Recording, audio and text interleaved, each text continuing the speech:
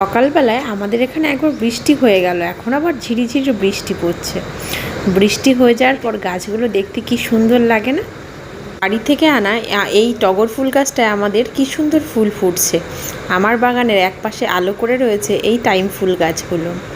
এই যে পিঙ্ক কালারের জবাটা, এইটা আমার দুর্গাপুর নার্সারি থেকে আনা।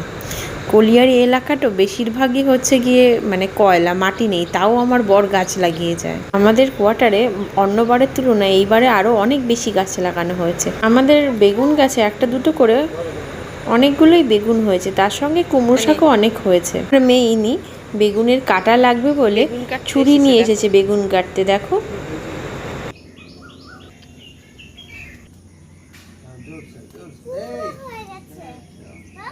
সকালবেলার ওয়েদারটা বেশ মনোরম ছিল। গাছ থেকে কিছু লঙ্কা তোলা হলো, বেগুন তোলা হলো।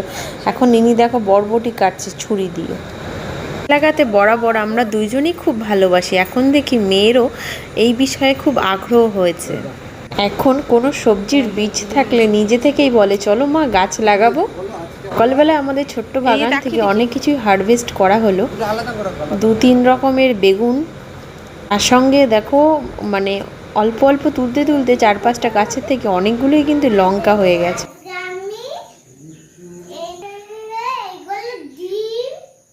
সবজি তোলার আগে আমি ভাত আর ডাল সেদ্ধ বসিয়ে দিয়ে গেছিলাম।